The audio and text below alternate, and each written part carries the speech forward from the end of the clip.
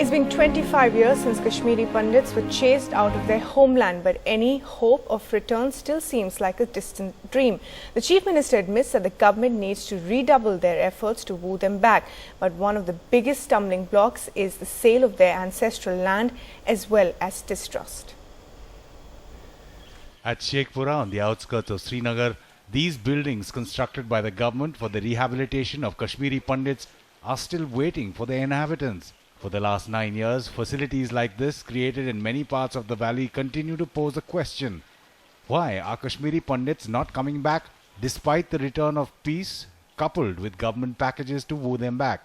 Chief Minister Omar Abdullah admits the government needs to redouble efforts for their return by increasing financial assistance and instilling a sense of security. Every right-thinking Kashmiri wants Kashmiri pandits to come back. They realize and they accept that the departure of the Kashmiri pandits while leaving the valley incomplete has also been a great blot on what we have proudly called our culture of tolerance or Kashmiriyat. The question haunting everyone is why and how Kashmiri pandits in the first place had to leave their homeland. The competing narratives are, did the government headed by then Governor Jammu cause their exodus, or did militancy drive them out? उनकी सरपरस्ती में ये यहाँ से निकले, उनकी trucks मुहैया किए गए, उनको ट्रांसपोर्ट मुहैया किया गया, उनको रात के वक्त इन्होंने निकाला जबकि कोई दिन को निकलने से घबरा जाता था. तो रात के वक्त जो नकल हरकत हो रही थी ये तो एक बाज़ाब्ता एक साजिश थी. Masood Chaudhary, former IPS officer, was SSP Srinagar during those turbulent times. While he denies the allegation that the then government had any role in the exodus of pandits, he admits the government was not able to prevent it either. He did try to take measures to see that people who are under threat,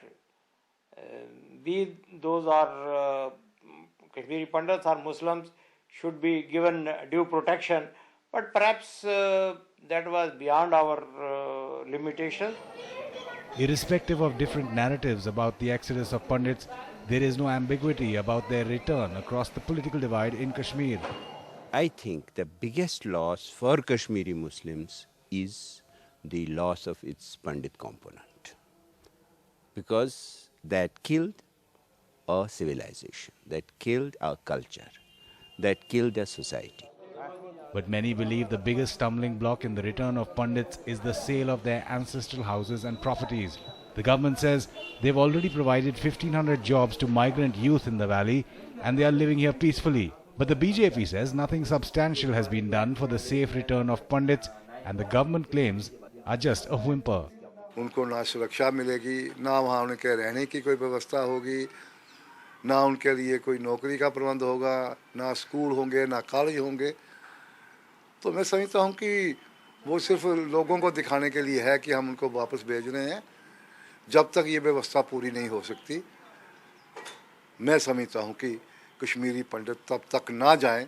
While the debate around the return of Kashmiri Pandits is rooted in the circumstances that led to their exodus, a lot of water has flown down the Jahlim since then.